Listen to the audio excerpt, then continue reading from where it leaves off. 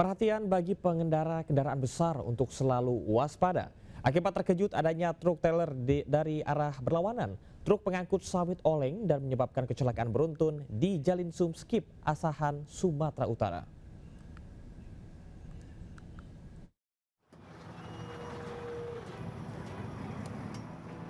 Truk sawit dan bus syarat penumpang masuk ke parit usai terlibat kecelakaan beruntun dengan truk karet di Jalan Lintas Sumatera Skip Asahan, Rabu malam. Sementara truk lainnya ringsek di bagian depan. Para penumpang bus dievakuasi keluar, sementara sopir truk sawit mengalami luka langsung dilarikan ke rumah sakit terdekat untuk mendapatkan pertolongan. Kecelakaan berawal saat sebuah truk trailer bermuatan karet melaju dari arah Kisaran menuju Medan. Namun dari arah berlawanan, truk sawit oleng diduga ditabrak dari belakang oleh bus sehingga kecelakaan tidak dapat terhindarkan. Polisi yang tiba di lokasi langsung melakukan olah TKP dan memeriksa sejumlah saksi. Seluruh penumpang bus selamat dan melanjutkan perjalanannya dengan bus pengganti menuju Riau. Akibat kecelakaan, arus lalu lintas sempat macet hingga 5 km panjangnya. Dari Asahan, Sumatera Utara, Ulil Amri, A-News melaporkan. Dipicu sikap Bupati Ende yang tak mau menjawab pertanyaan anggota Dewan, sidang paripurna hak interpelasi DPRD Ende berjalan ricuh. Para anggota Dewan pun berlanjut dengan mengajukan hak angketnya kepada Bupati.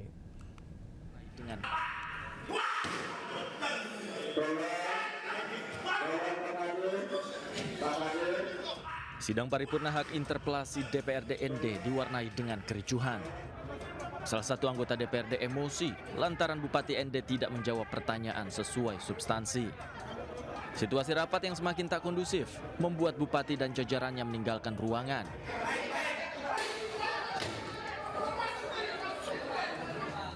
Hal itu semakin membuat anggota DPRD marah kepada Bupati Ende.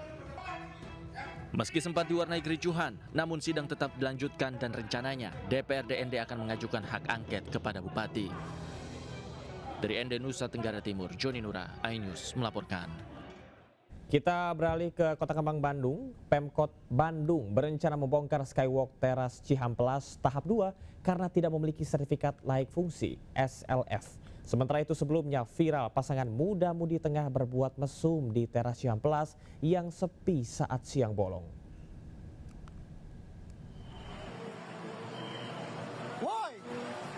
Pasangan muda-mudi ini terekam warga saat berbuat tak senonoh di salah satu bangku ruang publik di Skywalk Teras Cihamplas, Kota Bandung. Sontak video ini pun viral. Kedua sejoli ini pun kabur melewati tangga setelah perekam berteriak. Warga mengaku sepinya Skywalk Teras Cihamplas ini kerap dijadikan muda-mudi untuk nongkrong, mabuk-mabukan hingga perbuatan mesum. Minimnya penerangan serta tidak adanya pengawasan petugas menjadi celah para remaja berbuat hal-hal yang tidak diinginkan. Wali Kota Bandung Muhammad Farhan menyatakan saat ini pihaknya berencana melakukan pembongkaran teras Cihamplas tahap 2 karena tidak memiliki sertifikat layak fungsi (SLF) serta persetujuan bangunan gedung atau PBG. Pihaknya melihat keberadaan jalur pedestrian yang sempat menjadi primadona wisatawan ini kini tidak terawat bahkan terkesan kumuh. Asli under saya pada 1 bulan di sana bikin acara bulan Agustus, saya yakin pagi-pagi senam bersama 200 orang tiba-tiba under, wow, ketakutan kita, jadi kita turun dulu, kita ukur langsung. Saat ini Pemkot Bandung masih menunggu hasil penelitian struktur dan uji beban resmi terhadap teras Cihamplas. Dari Bandung, Jawa Barat, Billy Maulana melaporkan.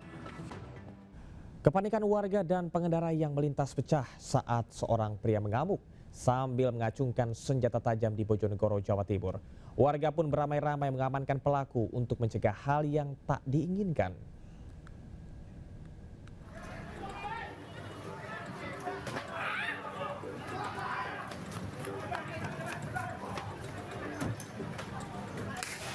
Peristiwa menegangkan terjadi di sekitar lapak pedagang kaki lima yang berada di kota Bojonegoro, Jawa Timur. Warga berusaha tangkap pria tanpa identitas secara beramai-ramai agar tidak melukai orang lain dengan senjata tajam yang digenggam olehnya. Pelaku berupaya menyerang setiap orang yang ada di depannya. Pelaku membuat warga sekitar serta para pengendara yang melintas panik. Sejumlah warga berupaya menenangkan dan melerai pelaku, namun pelaku justru melakukan perlawanan. Tanpa sebab yang jelas, pelaku mengamuk dan mengeluarkan sebilah celurit dari dalam jok sepeda motornya. Hingga saat ini belum diketahui pasti motif pelaku melakukan aksi tersebut. Aparat masih melakukan pendalaman dan penanganan lebih lanjut. Dari Bojonegoro, Jawa Timur, Dedi Mahdi Ainus melaporkan.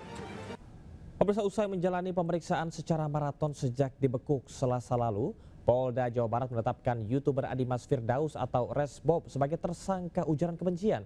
Ia pun terancam hukuman 7 tahun penjara. Bandung dia.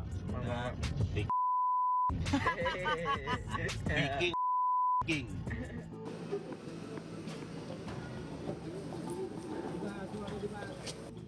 Sambil tertunduk malu, Adimas Firdaus atau kerap yang dikenal Resbob di media sosial akhirnya digelandang ke Direktorat Reserse Kriminal Cyber Polda Jawa Barat. Resbob sebelumnya buron usai melakukan aksi ujaran kebencian di media sosial terhadap suku Sunda. Resbob juga sempat melakukan pelarian hingga ke Jawa Timur sebelum akhirnya ditangkap petugas gabungan. Kini status Resbob telah resmi dinaikkan menjadi tersangka. Akibat perbuatannya, Resbob terancam hukuman 6 tahun penjara. Sebelumnya, influencer Adimas Firdaus alias Resbob menyatakan kata-kata sara terhadap suku Sunda serta supporter bola. Tanya itu, si perekam juga menertawakan hinaan tersebut. Video ini pun membuat warga geram. Dari Bandung, Jawa Barat, Yon Pangestu melaporkan. Pencak silat menambang 3 emas di hari terakhir SEA Games 2025 Thailand. Informasinya tetaplah bersama kami di Seputar Ayu Siang.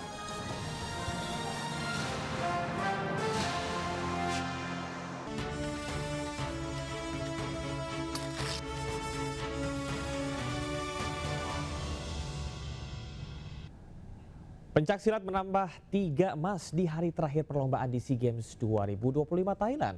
Secara keseluruhan, tim Merah Putih membawa pulang 4 emas, 1 perak dan 7 perunggu dari SEA Games edisi ke-33.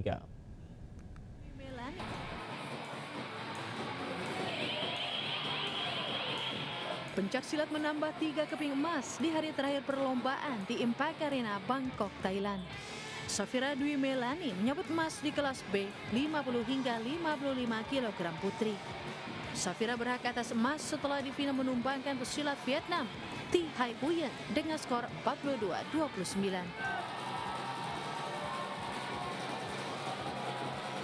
Emas juga diraih Tito Hendra Septa Kurnia. Berlaga di kelas E Putra 65 hingga 70 kg.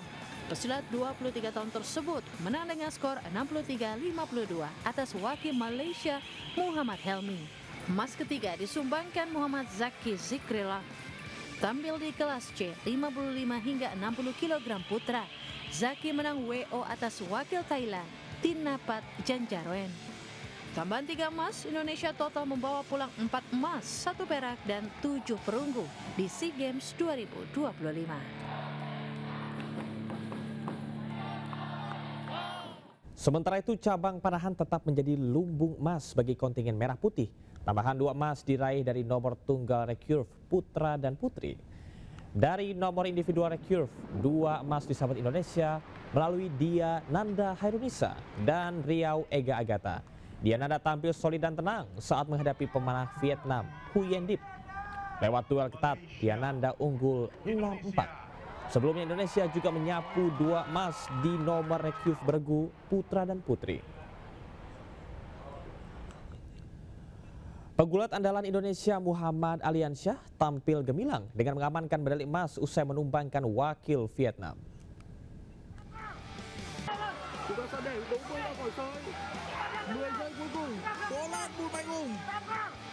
Muhammad Aliansyah tampil gemilang saat berlaga di Pacific Park Shopping Center Shiraka, Chonburi, Thailand. Di partai krusial, dia berhasil menumbangkan pegulat kuat asal Vietnam, Dwi Man Hung, guna memastikan dirinya berdiri di podium tertinggi SEA Games 2025 Thailand.